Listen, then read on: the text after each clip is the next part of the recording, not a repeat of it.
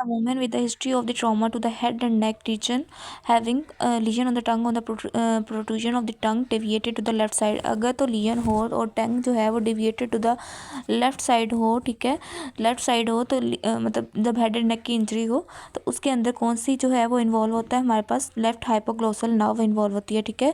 जो जिस साइड का जो है वो लीजन होगी, ज़ुबान भी जो है वो उसी साइड को जो है वो हमारे पास डेविएट कर जाएगी, ठीक है। तो लेफ्ट हाइपोग्लोसल नर्व होगी, ठीक है। ये एमसीक्यूज काफ़ी रिपीट होता है। Patient suddenly develop no urea even after 3 dialysis session. Patient fail to have urine output creatinine is still 9.5, ठीक है। और उसके अलावा जो है ना क्रिएटिनिन रेज्ड है, ठीक है। Cortical necrosis and swear acute tubular necrosis है। तो इसके अंदर कौन सी है, इरिवर्सिबल इंजरी है, ठीक है। जिसके अंदर कोर्टिकल नेक्रोसिस वगैरह हो गई है, ठीक है, इसके अंदर इरिवर्सिबल इंजरी होगी, ठीक है। 55 year old mail with the past history of the epigastric pain for which he was taking antacid, ठीक है, एंटासिड ले रहा है फॉर द एपिगैस्ट्रिक पेन, ठीक है। Was diagnose as a gastric lymphoma. अब देखो इसके अंदर उन्होंने ड्रग इंड्यूस्ड भी लिखा है, लेकिन देखो एंटासिड्स ले रहा है, नॉट अनदर एनसेड्स वगैरह, ठीक है। तो एंटासिड्स ले रहा है, ठीक है। दूसरी चीज़ गैस्ट्रिक लिम्फोमा के साथ एसोसिएटेड एच पायलोराई होता है, ठीक है। अब young lady has cast on was which has cause to blockage of the bile duct, ठीक है। तो जो है वो कहता है गाज स्टोन है जिन्होंने blockage of the bile duct को कर लिया, तो इसके अंदर क्या होगा, increase fat content of the stool, ठीक है। बाइल ने क्या कराना होता है, इमल्सिफिकेशन ऑफ फैट करानी होती है, ठीक है। तो जब वो नहीं आएगी तो क्या होगा, हमारे पास फैटी स्टूल होगा, ठीक है। In the हाइटल hernia repair which structure is at the risk of damage, ठीक है। हाइटल हर्निया रिपेयर में हमारे पास वेगस नर्व जो होती है वो हमारे पास वो होती है डिफेक्टेड, ठीक है। तो हाइटस जो हर्निया होता है वो कहाँ पे होता है, T10 के लेवल पे होता है, ठीक है। T10 में जा क्या क्या गुजर रहा होता है, हमारे पास वेगस इसोफेगस और वेगस नर्व नहीं गुजर रही होती है, ठीक है। D12 पे हमारे पास एओर्टा गुजर रहा होता है, ठीक है। और T8 पे हमारे पास इंफीरियर वेना कैवा, ठीक है, inferior vena cava and right जो है वो हमारे पास राइट जो है वो क्या होगी, सॉरी इसके हाँ राइट फ्रेनिक होगी, ठीक है। इंफीरियर वेना कैवा और राइट फ्रेनिक नर्व होगी, ठीक है। T8 के लेवल पे, T10 के लेवल पे इसोफेगस एंड वेगस होगी, ठीक है। T10 जो है वो वेगस ही होती है, ठीक है। वेगस 10 होती है ना, 10th नर्व। T10 के लेवल पे टी वेगस नर्व गुजरेगी। तो जब हाइटल हर्निया रिपेयर हो रहा है तो वहाँ पे क्या होगी, हमारे पास वेगस नर्व होगी, ठीक है। अगर congenital lower motor neuron lesion of the facial nerve is more common because, क्योंकि इसके ये बर्थ डिफेक्ट की वजह से होगी, ठीक है। अपर मोटर न्यूरॉन लीजन होती है, लोअर मोटर न्यूरॉन लीजन होती है, ठीक है। तो ये किस वजह से होगी, हमारे पास कंजेनिटल है, नाम से जाहिर हो रहा है, तो ये बर्थ डिफेक्ट की वजह से होगी। अच्छा, उसके बाद आ जाता है हमारे पास old man with the generalize body oedema cause is. तो जनरलाइज बॉडी एडीमा के साथ अगर ओल्ड मैन आ रहा है तो इसके अंदर हाइपोप्रोटीनीमिया काज होगा, ठीक है। एनएसआर का आज young lady cut a lady cut her finger by the knife while working in the kitchen which by which mechanism her vaso motor response increases, ठीक है। तो किस मैकेनिज्म के थ्रू इसके जो है वो वेजो मोटर टोन जो है वो इंक्रीज होगा, तो पोस्ट गैंग्लियोनिक सी फाइबर जो होते हैं ना वो हमारे पास ऑटोनोमिक फाइबर होते हैं, ऑटोनोमिक फाइबर, ठीक है, जो कि हमारे पास वेजो मोटर रिस्पॉन्स टू इंजरी देते हैं, ठीक है। तो पोस्ट गैंग्लियोनिक सी फाइबर्स आएंगे इसके अंदर, पोस्ट गैंग्लियोनिक सी फाइबर्स, ठीक है। पेन है, ठीक है, स्लो पेन जो है उसके अंदर वैसे ही सी फाइबर होते हैं और सी फाइबर्स को हम पोस्ट गैंग्लियोनिक कहते हैं, ठीक है। और प्री गैंग्लियोनिक किसको कहते हैं, बी फाइबर्स को कहते हैं, ठीक है। तो ए डेल्टा फाइबर जो होते हैं वो फास्ट पेन को कैरी करते हैं, ठीक है। तो स्लो पेन जो है वो उसको post ganglionic C fibre carry करेंगे। A patient presented with a bilateral ptosis and with a muscle wasting on mastication and decrease voice until no voice जो है वो after diagnose as a myasthenia gravis. तो myasthenia gravis का best test कौन सा होगा, हमारे पास ईएमजी होगा, इनिशियली ईएमजी होगा, जो है बेस्ट टेस्ट ईएमजी होगा, ठीक है। अगर वो पूछ लें कि वैसे कौन सा टेस्ट करवाएंगे, ठीक है, बेस्ट टेस्ट फॉर द जो है वो सॉरी इनिशियली कौन सा कराएंगे, ठीक है। इनिशियली ओपीडी में आए या वैसे ही, ठीक है। तो उसके अंदर हम टेंसिलोन टेस्ट कराते हैं, टेस्ट टेंसिलोन होता है लेकिन उसके अंदर देते हैं कौन सा, एड्रोफोनियम देते हैं, ठीक है। अगर right lung has bronchogenic carcinoma middle lobe remove surgically segment include, ठीक है। तो जो है वो हमारे पास राइट लंग लोब के अंदर कौन सा होगा ब्रोंकोजेनिक कार्सिनोमा में, मीडियल एंड द लेटरल, ठीक है, मीडियल एंड द लेटरल। इसके अंदर आपने याद रखना है कि जो हमारे पास राइट लंग है ना, राइट लंग, ठीक है, उसके अंदर हमारे पास आपने एक तो थ्री जो है वो हमारे पास अपर 3 to 5 का याद रखना है, 3 to 5, ठीक है। अपर मिडल लोअर 3 to 5, ठीक है, ये याद रखना है। उसके अलावा आपने याद रखना है ए पाम पाम्स, ठीक है, ए पाम पाम्स, पाम, वो हाथ वाली पाम, ठीक है। अब पहले 3 जो हैं, जो अपर लोब के हैं, वो ये A P A आ जाएगा, ठीक है। उसके बाद जो है LM, पाम का LM बच जाएगा। वो अगले 2 किसके अंदर होते हैं, मीडियल के अंदर। लेटरल और जो मीडियल है वो किसके अंदर होंगे, जो है वो मीडियल के अंदर, ठीक है, और मिडल लोब के अंदर, सॉरी। और उसके बाद लोअर लोब बचा जाता है, जो बाकी पाम है, ठीक है, वो लोअर लोब में आता है। अब इनका नाम क्या होता है, ये जो होती है एपाइकल, A से एपाइकल है, ठीक है, और P से जो है वो पोस्टीरियर है, ठीक है, और पोस्टीरियर है, और A से इंटीरियर होगा, ठीक है। तो आपा जो होती है, पहला वाला A पाम, ठीक है, तो वो हमारे पास 3 अपर लोब में आ जाएंगे, ठीक है। फिर आ जाता है लोअर, लेटरल और मीडियल, वो किसके अंदर आएंगे, मिडल लोब के अंदर आएंगे। फिर पाम जो नीचे वाला बच जाता है, ठीक है, पोस्ट्रोबेजल, एंट्रोबेजल, ठीक है, लेट्रोबेजल, मीडियोबेजल, ठीक है, ये बेजल आता है इनके एंड पे, तो वो हमारे पास लोअर लोब के अंदर आएंगे, ठीक है, लोअर लोब के अंदर आएंगे। अच्छा, उसके बाद आ जाता है हमारे पास child had recurrent infection and the every time klebsiella is found, ठीक है। तो एक ही इन्फेक्शन, एक ही उससे क्लेबशेला से, ठीक है, क्लेबशेला से जो कैटरलेस पॉजिटिव होते हैं, ठीक है, तो क्लेबशेला से जो है वो हमारे पास अगर एक ही इंजाइम से जो है वो, सॉरी, एक ही बैक्टीरिया से जो है वो बार बार इन्फेक्शन हो रहा है, रिकरेंट इन्फेक्शन हो रहा है, तो वो कौन सा होता है हमारे पास, क्रोनिक ग्रेनुलोमेटस डिजीज, जिसके अंदर हमारे पास एक NADPH ऑक्सीडेज इंजाइम है, जिसकी डेफिशिएंसी होती है, जिसकी वजह, जो कि वो किलिंग करता है उस माइक्रो ऑर्गेनिज्म की, ठीक है। जब डेफिशिएंट होगा तो वो माइक्रो ऑर्गेनिज्म जो है वो किल नहीं होगा, तो बार बार सेम इन्फेक्शन से जो है वो सेम ही ऑर्गेनिज्म से इन्फेक्शन होगी। Fanconi syndrome is a rare genetic disorder the child with the decrease ATP at PCT। तो फैनकनी सिंड्रोम वैसे PCT को अफेक्ट कर रहा होता है, ठीक है, PCT को अफेक्ट कर रहा होता है, तो ग्लूकोज PCT से एब्जॉर्ब हो रहा है, ठीक है, ग्लूकोज एब्जॉर्ब हो रहा है, बाकी बाइकार्ब भी एब्जॉर्ब हो रहा है, NaCl एब्जॉर्ब हो रहा है, ठीक है, रीएब्जॉर्ब। तो जब फैनकनी सिंड्रोम होगा तो ग्लूकोज जब एब्जॉर्ब नहीं होगा तो वो कहाँ पे आएगा, यूरिन के अंदर ग्लूकोज आएगा, तो क्या कराएगा, ग्लाइकोज यूरिया कराएगा, B आएगा, ठीक है। आगे आ जाता है हमारे पास the site of the murmur for the aortic regurgitation. तो एओर्टिक रिगर्गिटेशन के लिए अंदर कौन सा होता है हमारे पास, right side second intercostal space होगी, ठीक है। APTM का याद करो, ठीक है, PTM जो होती है वो लेफ्ट साइड पे आएगी, ठीक है, और A जो है हमारे पास राइट साइड के अंदर आएगा। राइट सेकंड इंटरकोस्टल स्पेस के अंदर हमें जो है वो एओर्टिक रिगर्गिटेशन का मिलेगा, ठीक है। बाकी जो है PTM में अंदर हमारे पास पल्मोनरी और ट्राइकस्पिड और माइट्रल वॉल जो है वो सारे राइट साइड पे होंगे। पल्मोनरी सेकेंड स्पेल में होगा, T जो है ट्राइकस्पिड 4th में, और ये मिट्रल जो है वो 5th में होगा, ठीक है। Lady has a difficult labour at home, तो डिफिकल्ट लेबर है, ठीक है। उसके बाद जो है ना उसको PV ब्लेड, ऊजिंग गम्स, ठीक है, और CBC में उसको 6 ग्राम पर डेसीलीटर जो है वो मिली है, और प्लेटलेट जो है 30,000 है, प्लेटलेट भी कम है। न्यूट्रोफिलिया है। द पेरिफेरल में हम ब्लर सेल मिले, ठीक है, ब्लर सेल जब भी मिल जाए, एक तो हमारे पास डिफिकल्ट लेबर की बात आ गई है, ठीक है, दूसरा हमारे पास ब्लर सेल मिल गए हैं, तीसरा सारी सेल लीनेज ख़राब है, ठीक है, और PTA-PTT पर लॉन्ग है, ठीक है। तो कौन सा डायग्नोज होगा हमारे पास, DIC होगा, ठीक है, DIC होगा इसके अंदर। आगे आ जाता है person got tab on the upper arm and floor of axilla, ठीक है, अपर आर्म, ठीक है, ये बंदा है अपर आर्म और floor of axilla. Floor of axilla पे जो है वो हमारे पास अगर डैमेज हो गया, ठीक है, तो उस वहाँ पे कौन सी जो है वो होगी आर्टरी, ठीक है, इंटरकोस्टोब्रेकियल आर्टरी होगी, ठीक है, इंटरकोस्टोब्रेकियल आर्टरी जो है ना वो डैमेज होगी, ठीक है। अच्छा, उसके बाद आ जाता है हमारे पास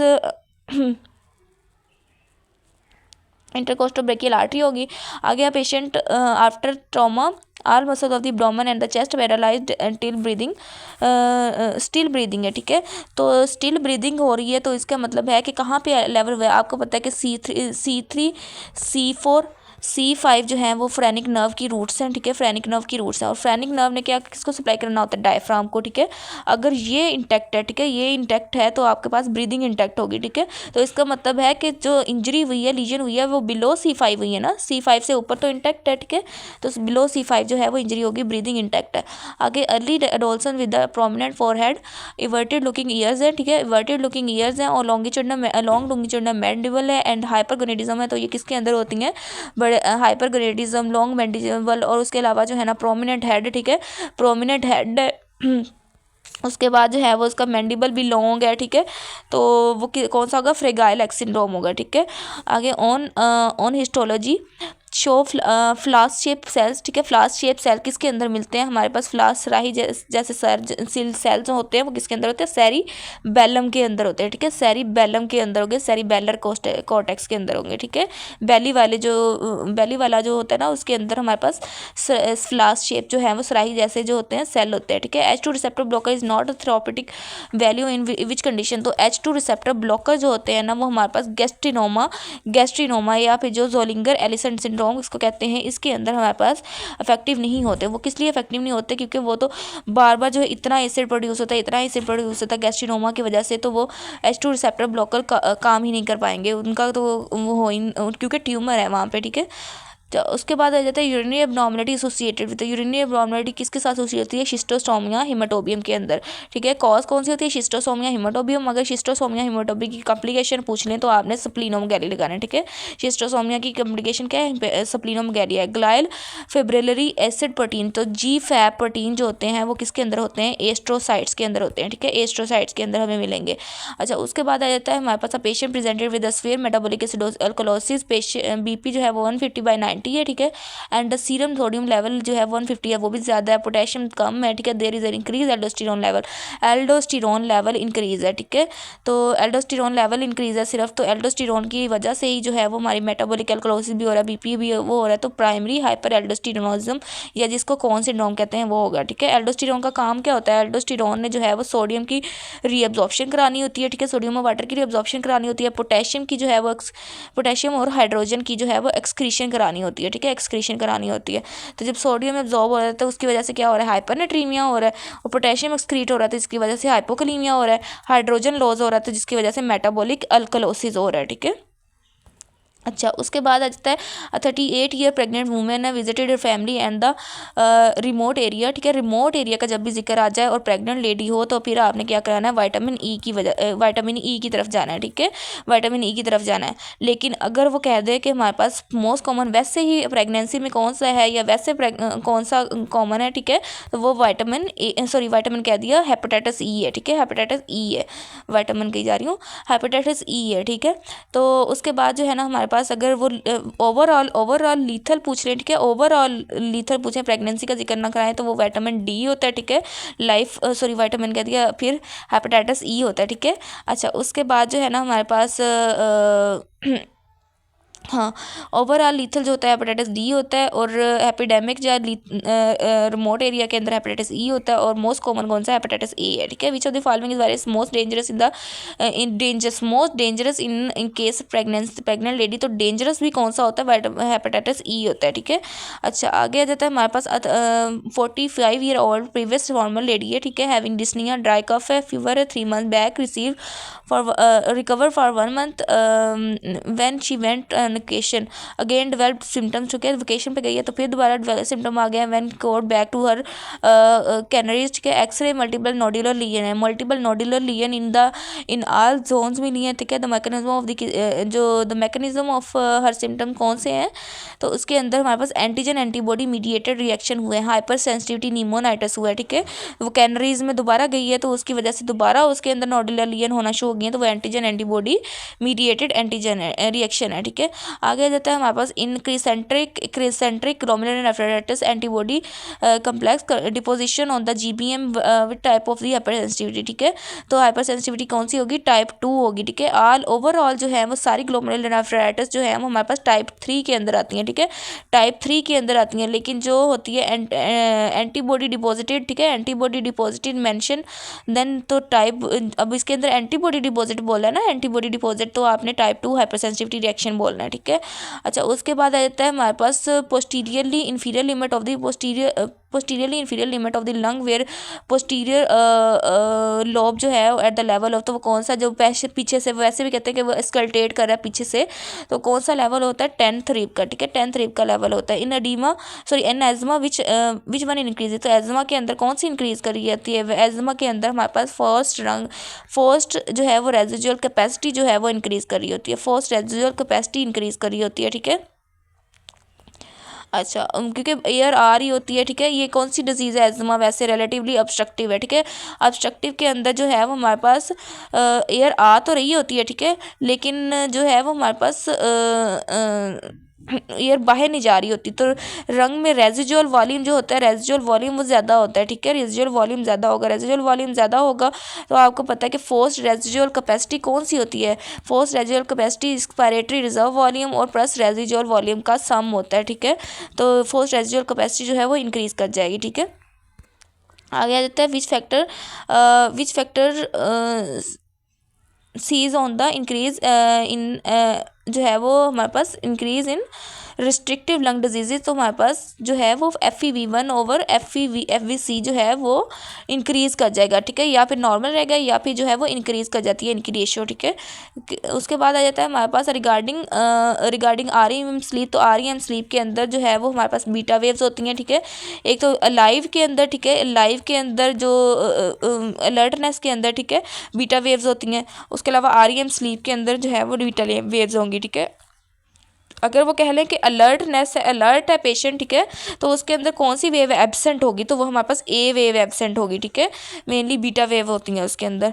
आगे watchman presented with the high grade fever haemoptysis effector molecule कौन सा है हमारे पास, टोल लाइक रिसेप्टर है, ठीक है। टोल लाइक रिसेप्टर जो है उसके अंदर इफेक्टर मॉलिक्यूल्स होंगे। In the normally functioning myocardium c wave coincide, तो सी से याद रखना है कि हमारे पास कंट्रैक्शन ऑफ एवी वॉल, ठीक है, कंट्रैक्शन ऑफ एवी वॉल या कंट्रैक्शन ऑफ वेंट्रिकल जो है उसके अंदर सी वेव होती है, ठीक है। और उसके अलावा जो है ए वेव जो है वो एट्रियल कंट्रैक्शन के साथ होगी, ठीक है। इसके अंदर क्लोजर ऑफ एवी वाल आएगा, ठीक है।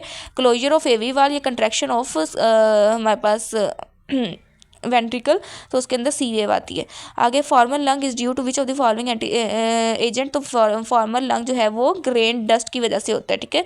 फॉर्मल लंग ग्रेन डस्ट की वजह से होगा, ठीक है। फॉर्मल लंग के अंदर जो कौन सा ऑर्गेनिज्म होता है, एस्परजिलस होता है, ठीक है, जो granuloma with rhinosinusitis medial erosion in the calcification of the lung कराता है। Inorganic dust diffuse lung fibrosis कराएगी एक्सरे पे विदाउट फीवर और द कफ, ठीक है। Haemoglobin begins to appear at which stage, ठीक है। तो इसके अंदर आपने सैड पिल का निमोनिक याद रखना है, ठीक है, सैड पिल, ठीक है। तो सिंथेसिस किसके अंदर होगी हमारे पास, साइड स्टेज में, ठीक है। अच्छा, और ए से पेयर किसके अंदर होगी, इंटरमीडिएट में। डिसअपेयर जो है वो डिसअपेयर, अब न्यूक्लियस की बात हो रही है, ठीक है। न्यूक्लियस डिसअपेयर कब होगा हमारे पास, लेट नॉर्मोब्लास्ट में, ठीक है, लेट नॉर्मोब्लास्ट में। तो इसके अंदर जो है हमारे पास उसने पूछा कि बिगिंस टू अपीयर, ठीक है। तो सैड का जो ए है वो किसके ऊपर आ रहा है, PII, ठीक है, आई इंटरमीडिएट वो उसके अंदर, ठीक है, इंटरमीडिएट नॉर्मोब्लास्ट के अंदर। अच्छा, उसके बाद आ जाता है हमारे पास which one is primary lymphoid organ, तो प्राइमरी लिम्फोइड ऑर्गन कौन सा होता है, थाइमस होता है, ठीक है।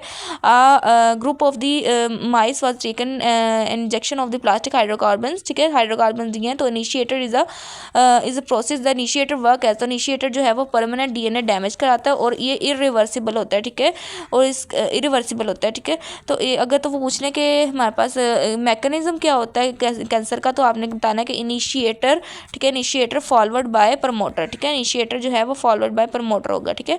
ACE inhibitor given the patient what will be happen, तो एस इनहिबिटर आप दे रहे हो तो उसके अंदर क्या होगा, एस इनहिबिटर, ठीक है। एस ने क्या कराना होता है, एंजियोटेंसिन 1 को एंजियोटेंसिन 2 में कन्वर्ट कराना होता है, ठीक है। जब एस इनहिबिटर दे रहे हो तो ये प्रोसेस कम हो जाएगा, तो एंजियोटेंसिन 2 नहीं बनेगा, एंजियोटेंसिन जो है 2 है वो कम हो जाएगा, तो एंजियोटेंसिन 2 जो है वो डिक्रीज हो जाएगा एंड द ब्रेडिकाइनेट, ठीक है। आगे आ जाता है हमारे पास neck veins normally don't distend, they distend when the right atrial pressure rises above, तो राइट एट्रियल प्रेशर होता है कितना, 8 mmHg, ठीक है, 8 mmHg होता है। तो अगर इससे राइज कर जाएगा, ठीक है, राइज कर जाएगा तो हमारे पास नेक वेन की क्या हो जाएगी, डिस्टेंशन हो जाएगी, ठीक है। क्योंकि हमारे पास सुपीरियर वेना कैवा जो है, इंटरनल जुगुलर वेन्स और ये सारा कुछ कहाँ से आ रही होती हैं, ये किस में आ रही होती हैं, राइट एट्रियम में आ रही होती हैं, ठीक है, राइट एट्रियम में। राइट एट्रियम का 8 mmHg है, अगर उससे ज़्यादा हो जाएगा तो कितना क्या हो जाएगा, डिस्टेंडिंग नेक वेन्स हो जाएंगी, ठीक है। अच्छा, उसके बाद आ जाता है in the haemostasis the word gain is for, तो होम्योस्टेसिस, ठीक है, होम्योस्टेसिस में वर्ड गेन किसकी वजह से होता है, exaggeration of the negative feedback, ठीक है। आगे आ जाता है person with the difficulty in the swelling, ठीक है, डिफिकल्टी इन स्वेलिंग है, there was some whitish growth inside the oesophagus with the pseudo hyphae, ठीक है, वाइटिश ग्रोथ। दूसरा सीडो हाइफी आ जाए, ठीक है, सीडो हाइफी आ जाए तो वो कैंडिडा होता है, ठीक है। और अगर आ जाए ए सेप्टेट हाइफी, ठीक है, ए सेप्टेट हाइफी इस वाइटिश मेम्ब्रेन की बात नहीं करी, वैसे सेप्टेटिक हाइफी आ जाए तो वो हमारे पास एस्परजिलस के अंदर होते हैं, ठीक है, सॉरी सेप्टेट हाइफी जो किसके अंदर होते हैं, सेप्टेट एस्परजिलस के होते हैं, ठीक है। और म्यूकर जिसके अंदर सेप्टा मुक्के हुए होते हैं, ठीक है, म्यूकर या राइजोपस्ट किसके अंदर सेप्टा जो है मुक्के होते हैं, ए सेप्टेट होते हैं, तो वो किसके अंदर होंगे, म्यूकर राइजोपस के अंदर होंगे, ठीक है। अच्छा, उसके बाद आ जाता है 50 ईयर ओल्ड मैन है प्रेजेंटेड विद HB2 8.2 है, इन लार्ज स्प्लीन है, WBC रेज है, पेरिफेरस मेयर में हमें क्या मिल रहा है, इमेच्योर माइलॉइड लीनेज मिल रही है, ठीक है, एनीमिया है, ठीक है। उसके अलावा इमेच्योर माइलॉइड लीनेज है, इसका मतलब है कि यहाँ पे एक तो ओल्ड एज है, ठीक है, तो क्या होगा CML, ठीक है, CML के अंदर क्या होता है, फिलाडेल्फिया क्रोमोसोम होती है जो कि 922 है, ठीक है, 922 है, ये आएगा। Which bacteria have no cell wall, तो एटिपिकल बैक्टीरिया कौन से होते हैं, ठीक है, माइकोप्लाज्मा एंड द यूरियोप्लाज्मा, जिनके अंदर हमारे पास सेल वॉल नहीं होती, ठीक है। आगे female had aortic root dilatation up to 4 centimetre, ocular examination show lens dislocation mitral valve leaflet defect with the systolic जो है वो हमारे पास सिस्टोलिक जो है वो डिफेक्ट आ रहा है, ठीक है, इन विच ऑफ द फॉलोइंग, ठीक है, तो इसके अंदर क्या होगा, हमारे पास क्या डिफेक्ट आ रहा है इसके अंदर, तो ये मार्फन सिंड्रोम है, ठीक है, ये मार्फन सिंड्रोम हमने अभी पढ़ा है, तो वो हमारे पास क्रोमोसोम नंबर एक तो मार्फन, ठीक है, 15, ठीक है, 15 याद रखना है, ठीक है। उसके अलावा इसके अंदर मार्फन के अंदर एफ आ रहा है, एफ से ही आपने याद रखना है कि फिब्रिलिन प्रोटीन जो है वो हमारे पास एबनॉर्मल होती है, ठीक है, इसके अंदर जो है वो डेफिशिएंसी ऑफ द फिब्रिलिन प्रोटीन होती है, ठीक है। अच्छा, आगे अ पर्सन आफ्टर RTA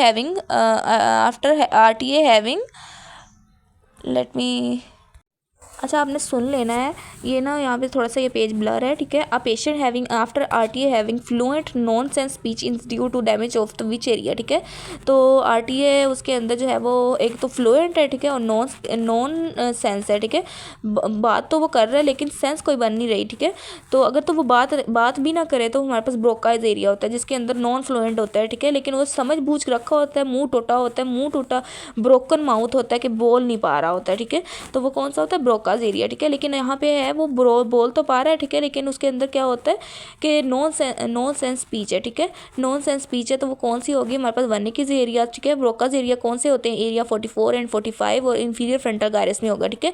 जो ब्रोकन माउथ है ना, ब्रोकन माउथ वो इंफीरियर फ्रंटल गायरस में होगा, ठीक है। और जो वर्निकिस एरिया, ठीक है, जो बनते तो बहुत बड़े ऊपर स्पीरियर बनते हैं लेकिन उनके अंदर कोई सेंस नहीं होती, ठीक है, स्पीरियर बनते हैं लेकिन सेंस नहीं होती, तो स्पीरियर टेम्पोरल गायरस के अंदर कौन सा होता है हमारे पास, वर्निकिस एरिया, जिसके अंदर जो फ्लुएंट तो होते हैं उनके अंदर कोई सेंस नहीं होती स्पीच की, ठीक है, तो एरिया कौन सा होता है 22 एरिया, ठीक है। अगर दोनों डैमेज होते हैं तो ग्लोबल एफेजिया होगा, ठीक है, और उसके अंदर वर्निकिस एरिया, ब्रोकास एफेजिया और आर्क्वेट फेसिकुलस आ जाएगा, ठीक है। एनोमिक एफेजिया में क्या होगा कि माइल्ड सा फ्लुएंट होगा एफेजिया, ठीक है, and failure of word retrieval और एंगुलर गायरस इन्वॉल्व होगा उसके अंदर, ठीक है। अच्छा, आगे आ जाता है MCQ 71 fracture of the head of the femur led to the avascular necrosis of the head, ठीक है, तो फीमर की बात हो रही है, avascular necrosis of the head, तो उसके अंदर मीडियल सर्कमफ्लेक्स आर्टरी आएगी, ठीक है। फार्म के निमोनिक से आपने याद रखना है, तो फेमरल हेड जो है वो हमारे पास फेमरल हेड के अंदर जो है फेमरल हेड के अंदर रेटिनेकुलर आर्टरी जो है वो मोर देन मीडियल सर्कमफ्लेक्स आ जाएगी, ठीक है। और नेक ऑफ द फीमर के अंदर जो है वो हमारे पास medial and the lateral circumflex artery आ जाएगी, ठीक है। Neck of the femur avascular necrosis के अंदर जो है हमारे पास जो है वो